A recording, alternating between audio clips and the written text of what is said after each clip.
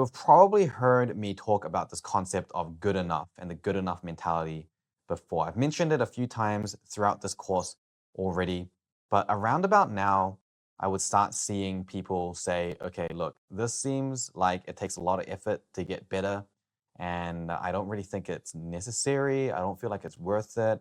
What I'm doing right now works well enough for me.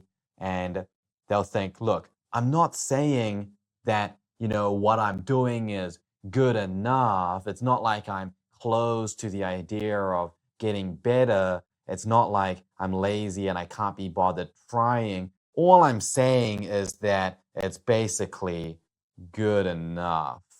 Okay. And I hear this a lot and I sort of think, okay, look, I understand where you're coming from. And I understand because I used to feel the same way. The thing with a good enough mentality, and the reason I'm bringing it up again, is because it's, I don't know if it's single handedly the biggest, but it's pretty close to being up there at the top of the most common reasons why really good students, really driven students, ones that I think really deserve to succeed because they put in a lot of effort, actually fail. And it's pretty sad to see this sometimes, actually. I'll see a lot of students who have always thought, what I'm doing is good enough, and they put in that effort. And then a year or two later, I'm not helping them to change their skills and improve their efficiency or study more effectively or manage their time or stress better anymore. What I'm teaching them is how to cope with the feeling of regret of all the opportunity that they've lost. And that's that's honestly sad. And I don't want to see that happen to you, okay? I don't want you to have gone through our course. I don't want you to go through this course that I've tirelessly put together for you. And then I don't want you to go through the end of that and think, you know what I'm doing is good enough. And then 2 years later think, I really should have done what was in that course. I don't want you to think that, which is why I want to spend the time to talk about this with you. And if you already aren't thinking about this good enough mentality and you think, no, I'm really keen and I'm really willing to, watch this anyway. Watch this anyway, because there's a few things I'm going to talk about that's interesting. And I think you're actually going to learn a little bit about human psychology. And you might realize that you have a good enough mentality about certain other things that you didn't even realize. I certainly didn't realize at the time when I first learned about this. So really briefly, where does this good enough mentality come from? There's a couple components. One of those components is that we tend to compare ourselves with the people around us. This is comparing ourselves with the people that we know. But needless to say, even though you might be really good compared to the people that you know, when you're on a bigger stage, you might be competing with people that you don't know.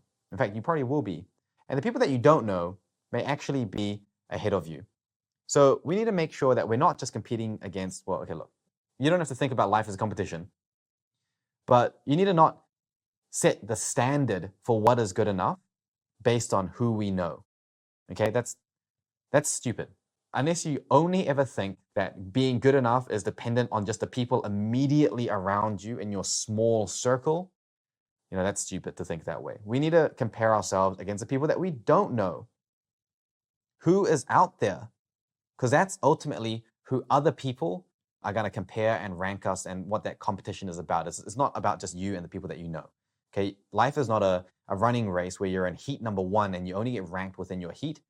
Life is a national thing. It's an international thing. It's about holding a standard that society is setting based on everyone, not just your little circle. So if you think what you're trying to do is good enough, and if the thing you're trying to do, the goal that you're trying to achieve, that star of your goal, if that's going to actually compare you against people that you don't know, you also need to be holding yourself accountable and setting yourself a similar standard. So that alone should already tell you that you shouldn't think that what you're doing is good enough unless you already know everyone else, everyone in the entire pool, unless you know everyone, but you probably don't. The other thing is that people sort of compare how good things are based on right now. Okay? And this again is really stupid because challenges always get harder. As life goes on, challenges increase. Okay? So if what you're doing, if your skill level right now is like here, yes, it's good enough right now. That does not mean at all that it will be good enough later. Okay? So people often think that, okay, the only difference is that in order to do that, all I need to do here is I just need to try harder.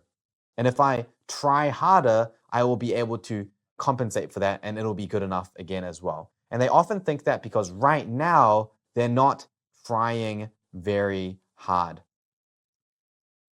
Simply, this underestimates the challenges that you're going to encounter in the future. So here's the thing. When you're in high school, okay, here's something that you really need to understand, right? When you're in high school, everyone around you, okay, is much more diverse than what you tend to find later on, where you actually will care about how you're being compared, okay? So we'll take two examples, okay? So in the first example, let's say that you're trying to get hired by a prestigious firm or work at a prestigious company. When you're in high school, the people around you are not all trying to get into that prestigious company. It's you and a couple of your friends maybe. Later on, when you're in university, for example, everyone around you also has the same goal. Because the people that weren't interested, they went to do other things. They did engineering or medicine or, whatever.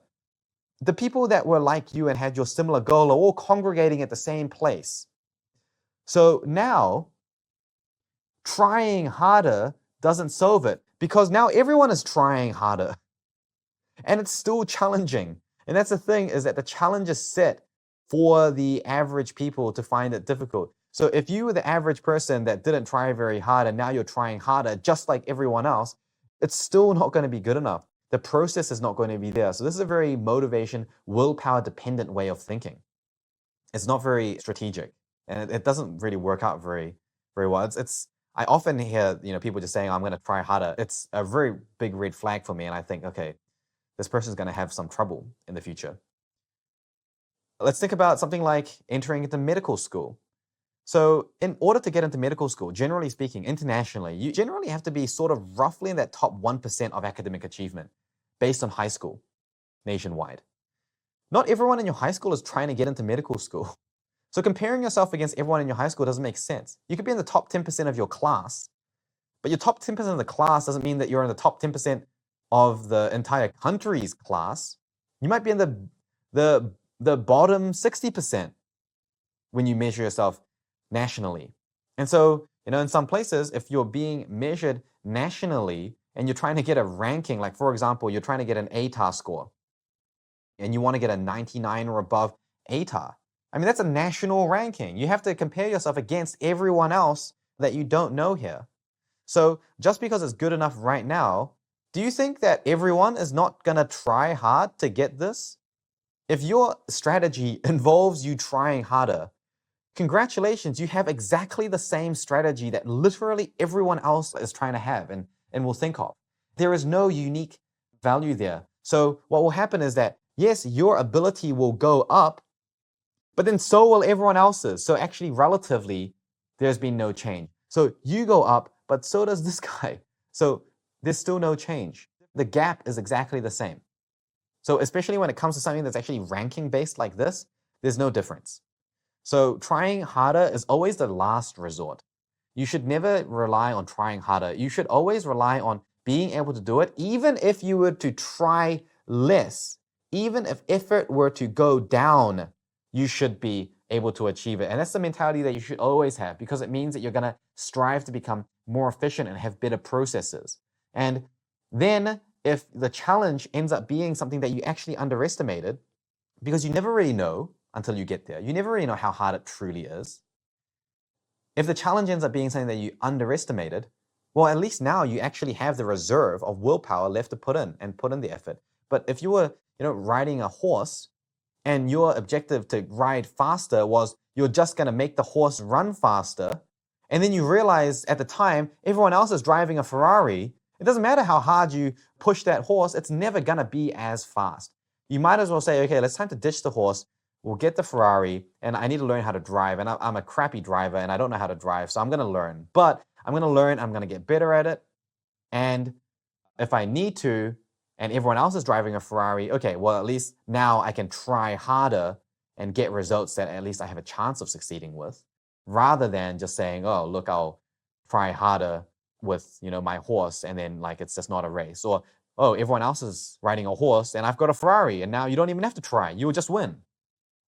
So this good enough mentality gives rise to the very common problem, which is I'll do it later.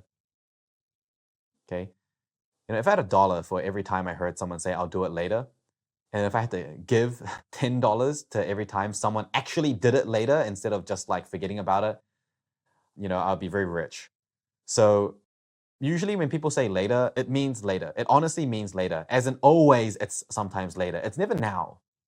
The same people that say I'll do it later, when I ask them if they're doing it later, it's always still later then.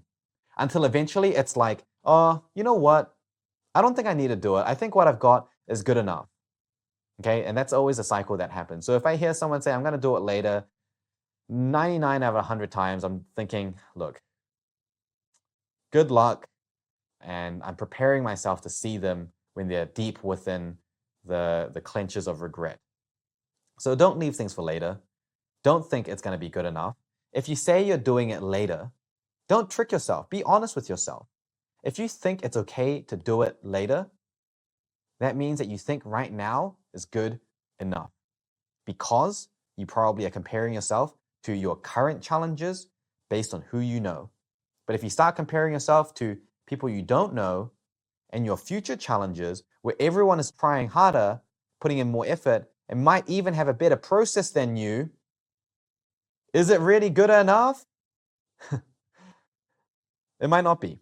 And you need to be honest with yourself, because being honest with yourself is the first step to actually giving yourself the opportunity to fix that. And the thing is that we're here to help you, right? We're here to actually guide you through that. And I have the utmost faith that if you put in all that effort into developing the right processes, you can get over this fear of not being good enough. And we can help you. We can help you through that. We're the perfect people to help you through that. But only if you're honest with yourself and let us actually help you and not get in your own way, right? So with that being said, let's think about the other side, the flip side of why you might think that you're good enough and why you think you can do it later. And that is because generally humans have this thing called loss aversion. Loss aversion. Loss aversion is, again, it's like Dunning-Kruger. It's one of those things that we actually see in human psychology across a wide range of people. Loss aversion means that human beings are wired to, when comparing loss versus gain, they tend to lean towards not losing. So if you were given the opportunity to gain something and the opportunity to not lose something, humans have a tendency to go with the option of not losing something. And this loss aversion psychology is a very deeply ingrained part of human psychology. In fact, it's very interesting. And it's important to understand this because it actually gets in our way a surprisingly large amount of the time. So let's look at loss aversion a little bit more. So there's this study that was done looking at loss aversion. And it basically said, we're going to flip a coin. If the coin lands on heads, you're going to make money. If it lands on tails, you're going to lose money. And we looked at how much do you have to win in order for us to choose heads over tails. So I already said that we tend to favor not losing something rather than gaining something, all right? So if we had $100 that we could lose if it lands on tails, and if it wins, we could gain $100. We're not going to pick that because, okay, if this is a fair coin, there should be a 50-50 chance, right, of heads or tails. So if we play it, a million times, we should end up with, zero loss because it will, you'll get 50% heads, 50% tails, okay? So no win, no loss. So in this case, it doesn't really make sense to go with heads very much because you're not really standing to gain much from it. So let's ramp this up a little bit, okay? Let's say that instead of $100, it's $110. So now if it lands on heads, we have a chance of winning money. So if we would play this a million times, we should actually end up positive. We should have actually made a profit because there's a 50% chance of going on heads, 50% of tails. So therefore, overall, we would expect that we would land on heads just as much as tails and therefore gain kind of $10 extra. because of that. But is this enough?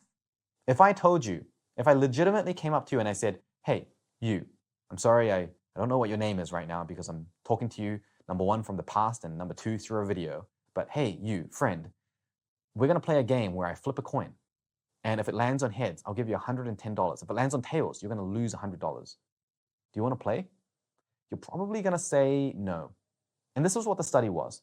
And it looked at, what is the number? At what point? Is it 120? Will you play then? Is it 130? Is it 150? When will you play? And what we found was that roughly we need $200 if this is $100. Okay? So we found that we are loss averse to a roughly 2-to-1 ratio. So we find loss is equal to around double the amount that we have to gain. Around double the amount that we have to gain. That means that when we're presented with a decision, the favorable outcome, what we have to gain from that decision needs to be considered 2 times better than what we have to lose from that decision. And we've seen that study again as well. In fact, another study that was done had college students who were given the option of, number one, a mug, which cost about $7, and a really fancy big chocolate bar, which cost about $7. They asked these students, which one would you rather have? And you got roughly a 50-50 answer. Roughly a 50-50 answer. About half of the people wanted the mug, about half of the people would want the chocolate. And then what they did is that they gave them the mug. They gave them the mug. And they asked them the question, do you want to swap your mug for the chocolate? Or would you rather just keep the mug? What do you think happened? Once the mug was given to them, they now had something to lose. Even though they said before that they were equally as likely to choose the mug or the chocolate bar. Even though 50%, it was the same, it was equally split. Once the mug was given to them, about 80% of the people chose to stay. Actually, I think it might have been even more than 80%. So the majority of people, once they had something to lose because they already had the mug, were not willing to swap it for the chocolate simply because it was a loss. Now, if we had asked them, do you want to swap this for 2 chocolates? We would expect that a lot more people would have said yes to swap. But when it's an equal trade, we do the thing that makes sure that we do not lose, So loss aversion mentality is extremely important to understand because we need to understand that although this is something that our brain has become very good at, because again, back to that cave theory, we were in an environment that was very volatile where, what you had to lose was potentially your life, okay? And that's obviously not great to lose. We needed to be very careful. Resources were very scarce, okay? Food was scarce. Once you had something, losing it was a big deal because often a lot of effort and energy, okay, went into getting that. So losing was out of the option. It wasn't worth gaining something because it took so much to have something. But modern society is a little bit different. Okay, modern society is a little bit different. But the interesting thing is that we often see this loss aversion mentality more in certain cultures. So in certain cultures and countries and environments where it took more effort to gain something in the first place, people are more loss averse. So this is why in especially Asian countries where the culture or economy or politics tends to be more volatile or unstable, people tend to be more loss averse. They seek security more. And this is where that typical Asian parent mentality comes from, where you have to be a doctor. Nothing is good unless you become a doctor. This actually comes from this loss aversion mentality where security and dependability and that, the job security and the financial security is so valuable because even if you're not gaining everything, like whatever can't remember what I said, the rich philanthropist, crime-fighting billionaire, even though you may not gain that much, you do gain a decent amount, but more importantly, your risk of loss is very, very low. And this is why some coaches see loss aversion very, very prominently, especially in the research as well as strongly in my own experience, a lot with Asian coaches, Asian including Indian coaches and ethnicities, especially in areas where there is less financial stability. You actually see this loss aversion much more, which actually explains a lot of things and behavior that you see out there. So why do we need to understand this? Because we need to understand that when we're faced with a decision, the decision that we make may not actually be the best decision. Our gut feeling may not actually be the right decision. Our gut feeling is going to tell us to go with the one that doesn't allow us to lose. But actually, that may be the wrong decision to make because it may be that we have something substantial to gain that we're not aware of. So when it comes to this good enough mentality, what I'm saying is I'm going to teach you a way to study and manage your time more effectively. I'm going to teach you a way to increase your studying skill and your studying ability. And it's my job to make sure that you believe me because you need to believe me. You need to believe that I've done this consistently. You need to believe that my students have achieved these results, that it's possible 2, 3, 4, 5 times your studying efficiency and actually have a life that's much more meaningful, that it's possible for you to have 2 times better sleep, for you to have 3 times better, time spent with friends, for you to have 4 times more time spent with family, for you to have 5 times more hobbies, whatever it is. I need you to believe these things. Okay, you maybe won't be able to get all of these things, but pick 2 of these, and that would be realistic.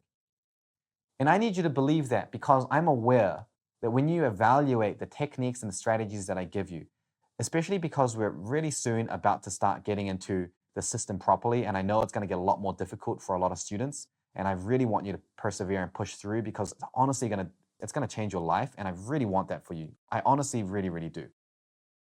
And I need you to believe me because I know that you're going to be balancing in terms of loss aversion, and you're going to think, look, it might take me weeks to learn this technique.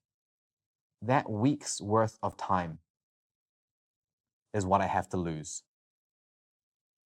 And when you think about that, I want you to realize that what you stand to gain is so much greater than the weeks that you would lose, because that is an investment.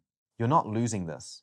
You are investing it. It's only a loss if you don't get a return on this investment. But this is an investment that does give you these returns. And in fact, the alternative is actually losing this. It's losing sleep. It's losing time with friends. It's losing time with family. It's losing your hobbies. And that is what you should be afraid of losing, because you have a life where you're unable to do any of the things that you think of when you think of having an enjoyable life. You will lose that because you don't have the efficiency to get the results that you need to get, because at a certain point, it won't be good enough. Because the thing with being good enough is that it's always good enough until it's not. It's always good enough right now until one day, suddenly it's not. And then what do you have left? You have whatever you prepared for. You have what you prepared for. And this is why I really want to drive this home, right? So there's a biological reason why we tend to think it's good enough, because we tend to avoid loss. But there's also not a biological reason. There's a way that we're just thinking about things, and we can really control that, and we can be aware of both of these. And if we don't do this, then what we're going to end up doing is we're going to end up rejecting decisions that were actually really good for us, that were going to get us to the goal. Okay, we're going to end up rejecting decisions that are actually good for us if we're not aware of this. And why do we do that? Because all we're trying to do here is we're just trying to manage risk. We're trying to manage risk. And I'm sure your parents probably understand this concept, okay? And really feel that all their decisions, what they're trying to do is they're trying to manage risk. But here's the difference, is that there's a difference between the true risk, okay, versus the perceived risk, okay? So what you might think is, what if these techniques don't work? What if it doesn't work? What if the system that Justin is going to teach me, what if it doesn't work for me? What you're really risking if you then make the decision from here, if it doesn't work, I'm not going to do it. I'm going to reject this. I'm not going to give it a go. What you're really risking here is the opportunity. You're risking an opportunity for improvement. That's the true loss here. By deciding to do something that may not work, that you think may not work, you decide to remove the opportunity of it possibly working. What you're doing right now eventually may not work as well. In fact, depending on how much effort you're putting in, you can really calibrate that. If you're trying really, really hard in order to get a decent enough result right now, if you're trying hard to do well now, then it's not going to be good enough later because you can't try any harder and challenges are going to get more difficult. So, what are you going to do? You can't try any harder. And if that's your solution, then that definitely doesn't work. Whereas this has the opportunity to at least work. So that's the true risk there. The true thing that you're losing is the opportunity for improvement. Okay, maybe the other risk you have is, what if I don't have enough time? What if I don't have enough time to experiment on this? What if I'm losing time? But again, what I said before is that you're not losing time if it's an investment that actually allows you to utilize this opportunity. The true loss here is when you think, I don't have enough time, so you keep doing what doesn't work. And this way, you're still spending time, but you're spending time in a way that doesn't develop any skills, that doesn't have any opportunity for improvement, and is not going to work for you or be good enough for you later in the future. So there's no alternative. And if that's uncomfortable to think about, we can work through that together. We're here to help you succeed. But you can't bury your head in the sand and say, it's scary to think that what I'm doing is not going to work in the future, so I'm not going to try to improve it. If you were doing this by yourself, I could understand that. But if you're working with us, that's not acceptable. We need to work through it together so that we can change things. And finally, the perceived risk is that of a short-term gain. Okay? What we're saying is that we're looking at saying, my grades could be better right now if I just spent more time memorizing. Maybe if your test is in a couple weeks and you spend more time memorizing, you're going to get that short-term gain. But then what about your next test and your next test? And you're going to keep just doing it later. And this is a spiral. This is a spiral because you never have time, because you're always doing these things. You're filling your time with this short-term gain rather than the real risk here, which is that you are risking the inevitable loss of long-term gain. Inevitably. How will you ever develop the skills necessary? To develop these skills, it takes time. Where does that time come from? Do you have heaps of free time already? If not, it's got to come from here. So if you're choosing to do this, if you're choosing to prioritize short-term gain, you are choosing not to invest time to develop these skills. So you will not be able to have the long-term gain. It's not possible. So this is what you truly have to risk versus this, which might be what you think you have to risk. One of the risks that you're managing actually matters. The other risk is just an illusion. These are not real. These are real. These are certain. These are definite. So when we're looking at managing risk, make sure that we're managing the right risk. I'm not saying don't be loss averse. It's impossible not to be. It's wired into your biology. I'm just as loss averse as you are. I'm just saying be sure of what you're really losing here and make the right decision so we don't stop ourselves from deciding things that will actually be in our best interest.